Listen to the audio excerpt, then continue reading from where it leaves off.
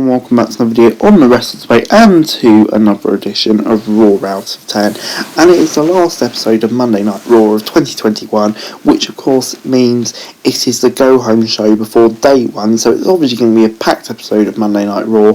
Lots going on, several surprise appearances, so let's get straight into it, with RK Bro kicking off Raw. Riddle hyping up the coming year, saying that the tag team champions have big plans for 2022. Orton talks about their feud with the Alpha Academy and ran footage from last week before Otis and Gable showed up. Gable hyped Otis up and said that Randy would be limping his way to day one after tonight's match with the big guy.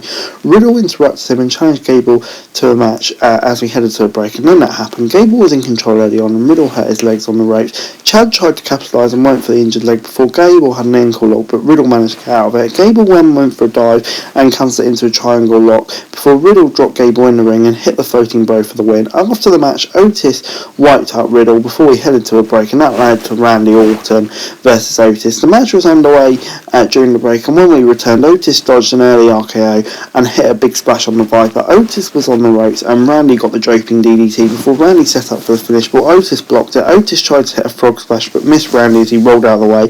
Orton then hit the RKO for the win. After the match, Riddle said that he had a present from Randy and it was a hug from him. Riddle assured that no one would know about their hug before Randy accepted it.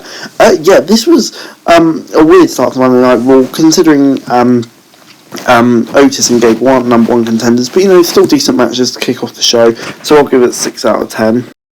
Kevin Owens was backstage on Raw, and we saw a video message from Big E saying that the upcoming match at day one was not about him or the other competitors. Owens said it was all about his plan and that he and Rollins were best friends now. The next part of the plan was to win the title on Sunday before we got Brooke and Reggie versus Tamina and Truth. Reggie had the upper hand against Truth, but the Tamina tagged in and she super kicked the former 24/7 champion to the corner. Dana was tagged in, she got some big kicks of her own before getting near for a cartwheel splash. Truth then got the tag and went after Dana, but Reggie came back and got the wheelbarrow before rolling Truth up and picking the win. I'm going to give this a 5 out of 10, just very random, pointless segment really. Just didn't really get it. Before backstage, Nikki Ash said that Rhea Ripley did not need her help and they were a team because they chose and not because they needed to. Nikki challenged Regan Carmella to a women's tag team title match before Raw continued. And then we got the Street Profits versus the Mysterios in the RK Bro final.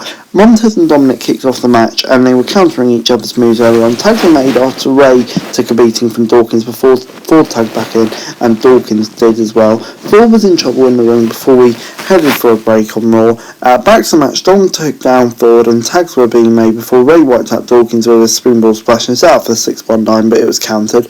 Ray got a tornado DDT off a counter, but Dawkins took him out and let Ford come. Ray got the 619 on Ford and took out Dawkins on the outside before Dom went for a frog splash. Dawkins came back in and sent Ray out the ring before tagging Ford in for the combined finisher. I'll give this a 6 out of 10. Decent match to be fair, for me the right result, but there was just something a bit missing. It just felt all a bit contrived and weird with all that stuff with RK Bro earlier in the show. AJ Styles was out next on Raw and called out Omos before calling him scared, selfish and unappreciative. AJ said that Omos had to pay his dues and that he was going to kick his teeth in the next time he meets the Giant in the ring. Grayson Waller from NXT was yelling at AJ from the front row and Styles invited him over to the ring. Styles introduced the crowd to Waller before the NXT superstar taunted AJ and said Omos was done with him. Waller would take his spot. AJ said that Waller wasn't even close to being a star before Apollo Crews came out. Crews said that Omos was not here to save AJ, but Aziz was there to support Apollo. Aziz challenged AJ to a match and Styles agreed. Before we got a quick backstage segment where Carmella said that Nikki was the weak link of her team and called her almost good enough before accepting the challenge. But then we did get AJ versus Apollo Crews. Aziz was replaced by Crews. We got an announcement just like WWE do. Styles had the early advantage, but Crews dropped him on the apron and got a big boot to the outside. Styles countered submission and got the Pele kick before Crews countered a Styles clash and hit a powerbomb for a near fall. AJ then hit an inverted DDT and picked up the one with a Styles clash. After the match, Aziz was in the ring and to help up Crews, and AJ hit him with a phenomenal forearm. I'll give this a 7 out of 10. Good promo to get Waller introduced and all of that. The match was decent as well. I kind of felt like it built out some of AJ's momentum up recently because he's kind of been getting squashed by Amos and that sort of thing. Before Seth Rollins cut a promo from home, before Owens came out on the show, he talked about how he and Rollins shared the same vision and that he was going to walk away as a champ. MVP interrupted KO and reminded him that Bobby Lashley would be in the match as well. He read a text from Lashley saying he was going to noodle Owens' arms off.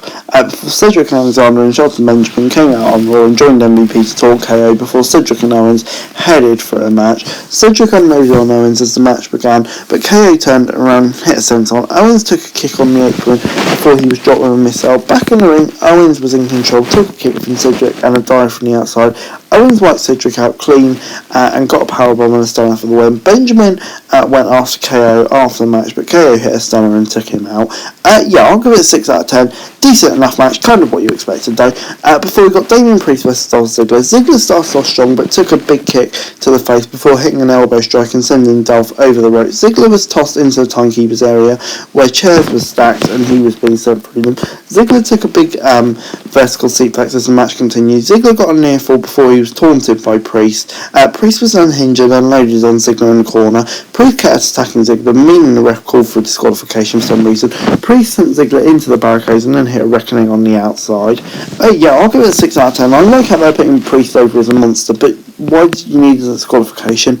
I just don't get it. Some of the rules are just very, very weird, but I'll give it a 6 out of 10. Eric Bischoff was out next to officiate Miz and Maurice Redding vows. He called the Miz and Maurice out to the ring before the A-lister went on about how he would beat Edge at day one and trust the audience as well. Maurice recited the vows first and said that on day one, Miz would prove that he was the best superstar on Edge. Miz said his vows in French and Maurice pointed out how bad his French was. The Miz resorted to English for the rest of the vows before they accepted each other's vows, and Bischoff asked if anyone had any objections, which of course Edge did. Edge got in the ring and said that he was disgusted by the couple, and Miz said that they knew the race star superstar was going to show up. Edge said that before he beat Miz, he was going to embarrass the A-lister. Edge asked Miz if he wants the white wedding before the lights turned red and Brood music started playing, and he stepped out of the ring. Miz and Maurice got the Brood bath and fell over in the ring as the show came to a close. I mean, it was all pretty predictable, but it was still entertaining all the same. So this was a good main event segment. Overall, Raw this week gets a 6 out of 10 from me.